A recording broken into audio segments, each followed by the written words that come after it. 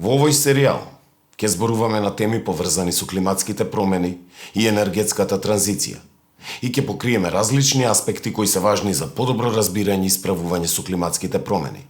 Од тоа што се фосилни горива и обновливи извори на енергија, преку енергетска транзиција до паметно енергетско планирање и финансирање. Останете со нас.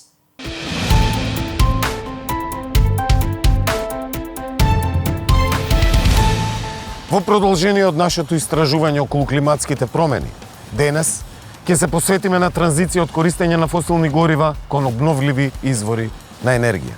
Како држава, која 30 години има искуство со транзиција, би си помислиле дека сме експерти во таа област.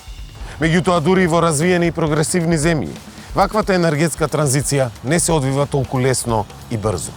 Како епизода од Twin Peaks, енергетската трансформација на една земја е бавна. Во земјите во развој како нашата. Таа е често и нетранспарентна, неиновативна со реализација на стари проекти, каде целосно се занемаруваат новите трендови и технологии. Меѓутоа, од оваа мала истражувачка редакција, не спаѓаме во оваа група. И за ова истражување целосно се посветивме само на новите трендови и технологии. Па, откако го прашавме ChatGPT да ни објасни подобро за темава и добивме одговор ерор, имате лоша конекција, се одлучивме да го направиме ова истражување на добриот стар начин. Уствари, како се во држава... Ау.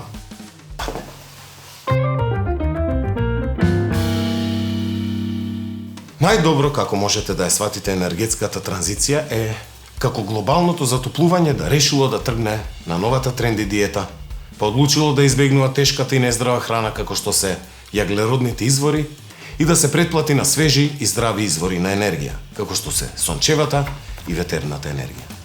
Тоа ти е како кога ќе видите некој познаник што цел живот главел во седмица и сега е класичен гранола тип. Меѓутоа, кој воопшто сака да исфрли пица и пиво од исхраната и да конзумира само салати и вода? Јас сигурно не, а како што знам, таа одлука сите ја одолговлекуваме колку што можеме повеќе. И токму тоа и се случи во енергетската криза во 2021-2022 година, кога нашата држава повторно се наврати на старите и добри, во заграда прави наводници, технологии и го зголеми користењето на високо загадувачките фосилни горива.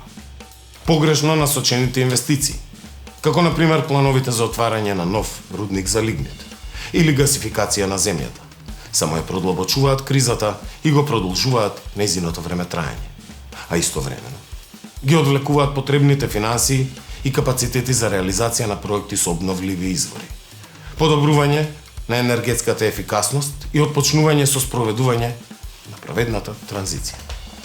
Но што точно значи праведна транзиција? Јас појма немам. Сепак, некој веројатно знае да ни објасни и веројатно ќе го направи тоа. Праведната транзиција е модел за реобразување на општеството заснован на локалните јавни политики кои овозможува квалитетни работни места и достоинствен живот за сите работници и заедниците каде економијата се декарбонизира. Таа е пакет на принципи, процеси и практични акции во насока на транзиција на економијата од прекумерно искористување на природните ресурси кон алтернативни економски гранки безбедни за здравието и природата. Оваа транзиција мора да биде правична и еднаква, подеднакво да ги земе во предвид потребите на сите чинители во општеството. Ако процесот не е праведен, крајниот резултат никогаш нема да биде праведен и задоволителен. Особено е важно да се зајакнат локалните заедници, за да можат да земат активно учество во трансформацијата на економијата. Светот мора да го трансформира начинот на кој добива енергија и мора да ја трансформира индустријата. Оваа транзиција едноставно мора да се случи, меѓутоа треба да има дискусија и да се земат во предвид потребите на сите засегнати страни подеднакво. Не само индустријата и работодавците, туку и работниците и посебно локалните заедници. Со оглед на тоа што во енергетскиот сектор, кој што ги вклучува и загревањето на домакинствата и сообраќајот, декарбонизацијата или отстранување на емисиите на јаглерод диоксид во атмосферата во моментов не само што не се случува, туку и се движи во обратна насока. Кога ќе земеме предвид дека цела Македонија живее во Скопје, кај да турнеш човек на улица 6 коли ќе гудрат Имаме сериозно количество на емисии на јаглерод диоксид, кои постојано се зголемуваат и штетите по животната средина и човековото здравје се повеќе и повеќе стануваат алармантни. Најголемиот проблем е што кога станува збор за обновливи енергии, кај нас најмногу се турка опцијата на хидроцентрали, која секогаш завршува вака. Пусто и ништожно. Нешто како мојот сексуален живот.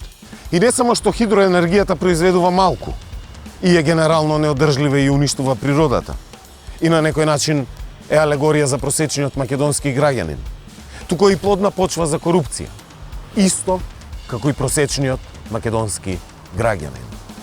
Малите хидроцентрали интензивно се градат во нашата земја, токму заради законот кој што го субвенционира производството на електрична енергија од мали хидроцентрали. Мора да знаеме дека малите хидроцентрали не се ниту одржлив, ниту обновлив извор. Тие предизвикуваат огромни штети по биодиверзитетот, по реките, по речните екосистеми и особено треба да се напомене по водоснабдувањето на локалните заедници. Кој обновлив извор е најсоодветен? Во нашата земја најсоодветен обновлив извор би била сончевата енергија, односно изградбата на фотоволтаични централи, со една напомена дека тие не треба да се градат во заштитени подрачја и на обработливи земјоделски површини. Да, добро. Поред знаеме дека е оваа тешка епизода, ама што да правиме, мора да ги има и ваквите. Па ако некаде при зевање пропуштивте битни работи, едноставно кажано. Праведната транзиција е пакет мерки за економска и еколошка трансформација на општеството кое било зависно од користење на јагленот како гориво, да се преврнат кон обновливи извори на енергија и алтернативни економски гранки кои се безбедни за здравјето и природата. И, ако процесот не е праведен, крајниот резултат никогаш нема да биде задоволителен. Нешто? Како секоја моја саботна вечер.